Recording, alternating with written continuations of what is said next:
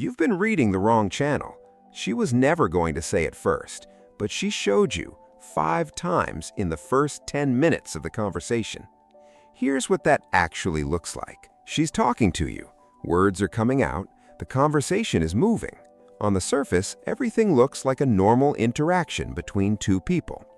But underneath that surface, her body is running a completely different conversation, one she didn't decide to have, one she's not fully aware of, one that tells you everything her words are carefully not saying. The problem is almost no man is trained to hear it. They listen to what she says, they analyze her texts, they study her tone, they try to interpret what she meant by that pause, that smile, that particular choice of words. All the while, right in front of her, her body is communicating with a clarity that language will never match. This is that conversation. There's something you need to understand about how attraction operates at the neurological level. The conscious mind is slow. Before a woman has decided how she feels about you, before she's named it, processed it, made sense of it, her nervous system already knows. And the nervous system communicates through the body. Not through words, not through decisions, through movement, through gesture, through touch. Specifically, what she touches, how she touches it, and when. The body doesn't perform the way language does. Language is curated, edited, selected for effect. The body runs on older software, software that predates social performance, software that hasn't learned to conceal what it knows. Once you understand how to read it, you stop needing to interpret her words entirely, because by the time she says something meaningful, her body already said it. 5 times. The first signal is the one most men see and still completely misread. She touches her hair. Not once, not absent-mindedly, but in your presence, repeatedly, almost rhythmically, she reaches up and adjusts, moves, runs her fingers through it. Most men register this as a nervous habit, grooming behavior, nothing particularly significant. They're looking at the behavior and missing the entire mechanism beneath it. This is called the preening reflex, and it is not conscious. When the nervous system detects someone it finds attractive, before the conscious mind has processed anything, it triggers a preparation response. The body readies itself, automatically, without instruction. She's not deciding to touch her hair. Her nervous system is doing it for her, because something in the environment, specifically you, activated a biological response that predates conscious thought by millennia. The hair touch isn't decoration, it isn't anxiety. It's the body's first involuntary statement of interest, and it happens before she's formed a single sentence that means anything at all. The second signal goes deeper, anatomically and psychologically. She touches her neck, the collarbone, the throat, the side of the neck just beneath the jaw. This one carries significantly more weight than most men realize because it isn't just a gesture, it is a display. The neck is one of the most physiologically vulnerable parts of the human body. In behavioral science and across every documented predatory context in the animal world, exposing the neck is a signal of trust, of lowered defense, of chosen vulnerability in the presence of something the organism does not perceive as a threat. When a woman touches her neck in front of you, draws subtle attention there, lingers, she is unconsciously displaying openness. Not weakness, openness. The distinction matters enormously. Weakness is involuntary, openness is offered. Her body is offering you something, softening in a way it does not soften around men she feels nothing for. Around indifference, the neck stays covered, the posture stays measured, nothing is offered. The display communicates that something is different about this particular interaction. Her nervous system registered it long before she did. Now we move into contact, and this is where it transitions from signal to statement. She finds reasons to touch things between you. Your phone when you're showing her something, the sleeve of your jacket when she's making a point, a glass you've both been reaching for, an object on the table sitting in the shared space between you.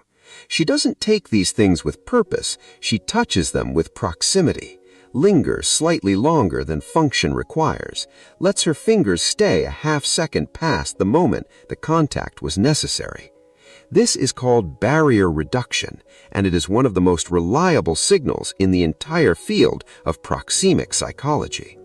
Physical objects in shared space function as unconscious buffers, neutral territory between two separate people. When she begins making contact with that territory, not with you directly, but with the space between you, she is testing distance, erasing it incrementally, feeling out whether proximity is available without the risk of making it obvious. It is not a move, it is a question.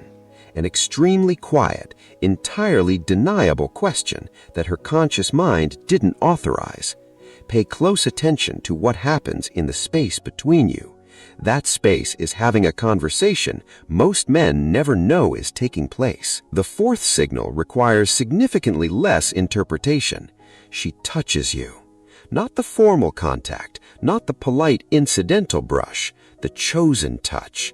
A hand on your forearm when she laughs, fingers on your shoulder to emphasize something, a light push when she's playfully disagreeing. Contact that arrives without functional reason and stays by half-second longer than social convention requires. The conscious mind has rules about physical contact, protocols, carefully learned scripts about when touching another person is appropriate and when it crosses something. But chosen touch, the kind that appears in the middle of a normal conversation without logistical justification, that bypasses the rules, because the body initiated it before the conscious mind gave approval. She did not plan that touch, she did not calculate its effect. Something in the interaction produced a pull strong enough that her hand moved before she decided it would. That is not an insignificant event. Physical space is one of the last things the body gives up. She maintained it effortlessly around every man she felt nothing for. She is reducing it now, without being prompted, without a script, without fully knowing on a conscious level that she's doing it. And now the deepest layer, the one that demands the most attention precisely because it is the most invisible. She mirrors your touch. You touch your face. A moment later, she touches hers. You lean back. She leans back. You reach for your drink. She reaches for hers. You shift your posture. The shift echoes across the table. Behavioral mirroring is one of the oldest documented signals in human psychology. It operates entirely beneath conscious awareness for both people involved. When the brain finds someone compelling, someone it is genuinely drawing toward, it begins to synchronize, subtly, automatically, without instruction or decision. The movements begin to rhyme, not immediately, not perfectly, but across the arc of a real interaction. If something genuine is happening, the mirroring builds. She is not copying you. She is not even aware it is happening. Her nervous system is moving toward yours, calibrating, closing the gap between two separate people by making them temporarily move like one. This is the deepest signal of all, because it cannot be performed. You can decide to touch someone. You can decide to smile. You can decide to move closer and manufacture every other signal on this list. You cannot decide to mirror unconsciously. It either happens or it doesn't.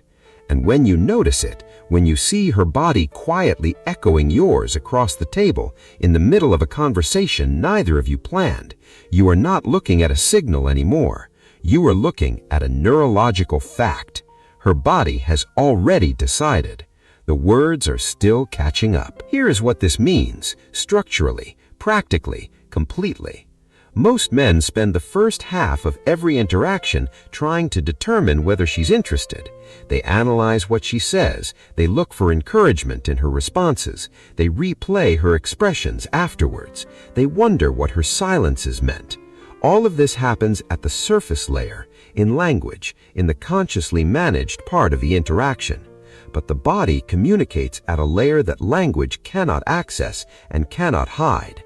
She was never going to tell you she was interested, not in words, not directly, not until her conscious mind had processed, approved, and decided it was safe to say. But her body told you within the first few minutes of the conversation. The preening reflex, the neck display, the barrier reduction, the chosen touch, the unconscious mirror. 5 signals, 5 separate expressions of the same message, a message that was always there. In every conversation you replayed afterwards, uncertain of what she meant, she was communicating the entire time. You just didn't have the language. Now you do. And the next time you're in that room, in that conversation, you won't be listening for something that may or may not arrive in her words. You'll be reading something that was already written, in a language older than speech and far more honest.